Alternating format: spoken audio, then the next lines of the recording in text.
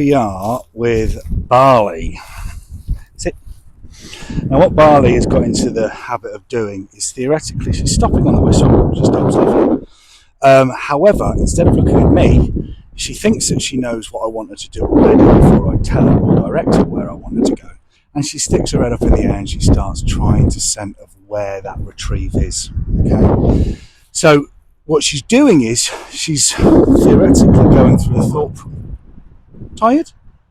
She's going through the thought process of, actually, I don't need you, Dad, but we've taught her the stop whistle, so that's effective. So she stops. However, we're not doing the full skill. I cannot handle her or give her which direction to go, either left, right, back, or whatever, unless she's looking at me.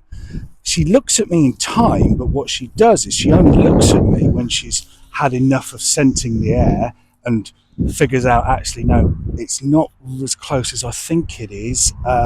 Okay, I'll ask Dad for directions. Good girl.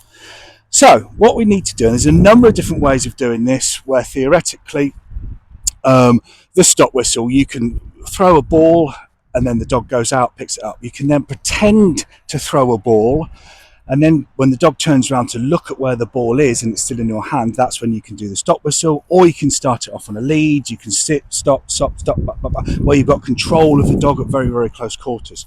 No matter what technique you use, and there are about 3 or 4 which are effective, no matter what technique you do use, you have to start off very, very close to you. You have to have an element of control where if the dog does decide to ignore your stop whistle or your sit or your whatever you want to use it for, you have the advantage of being able to approach the dog to then be in control of that situation. So if the dog does ignore that stop sit whistle, you are in a position where you can render that problem, either by adding a little bit of physical pressure in terms of the lead or whatever method that you want to use. So you have to start off very, very close. Then you would allow the dog to roam out, get some confidence, get some freedom, and then theoretically, if you've taught the skill correctly, the dog will sit, turn around and look at you. Okay, because it's anticipating a direction, it's anticipating a reward. However, before it gets that reward, it has to look at you before it's allowed to go and get it. So there's a number of different steps that you have to put in. Now, I've done all that, as you can imagine. However, this little bugger here thinks that she knows better than I do. Okay, potentially she's a year and a bit, so she's now in the thought process and the maturity stage of her life where she thinks that she's better than she actually is. Well, buddy, I can tell you, you ain't. So how are we going to do it? I need to give her a reason to look at me. I need to give her a reason to look at me over her trying to air scent wherever this bird is or wherever this dummy is. So how do I do that? So what I need to do is very, very quickly after she stops on that stop whistle, I need to get something in her eye line very, very quickly. And then what we do is she connects the stop with looking at me, with seeing something, with then being handled out to get the reward or get the prize. In this case, in her case, it's going to be the retrieve. So very, very quickly, we need to stop, throw, watch, look, good girl. Then once that behaviour is learnt and it's starting to become habitual, where she is now looking at us in anticipation for going to get the prize, we can then prolong the distance. So we can stop, sit, we can hold her there to regain focus, regain engagement, regain concentration, calm the situation down a little bit, and then we can either go get out, left, right, whatever. So very, very quickly, here we go. I want just to get her away from me. All right, come on, get on, good, get on, good. And she's away from me. Go on, get on. Stop whistle. She sits, now she's looking at me. So that goes out there. Out, good. So what I'm very, very quickly doing, good girl, is giving her a reason to look at me. Dead, good girl.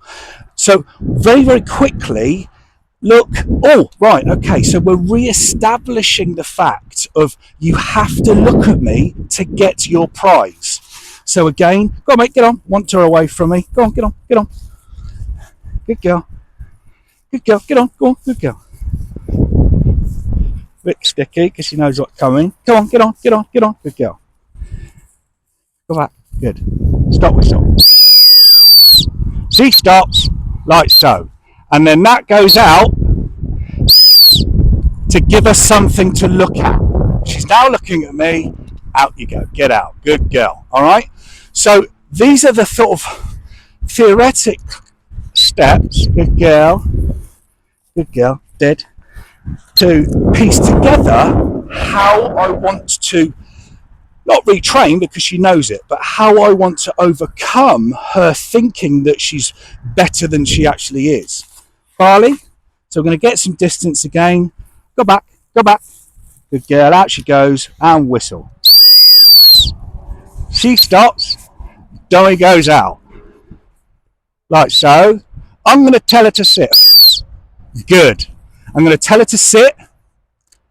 Out, and away she goes. And as you can imagine, this is revising or reinstilling your directional work as well. We are revisiting that means go that way, that means go that way, and that means go back. Self-explanatory. So we'll do one more. Go back, go back, go back. Good girl.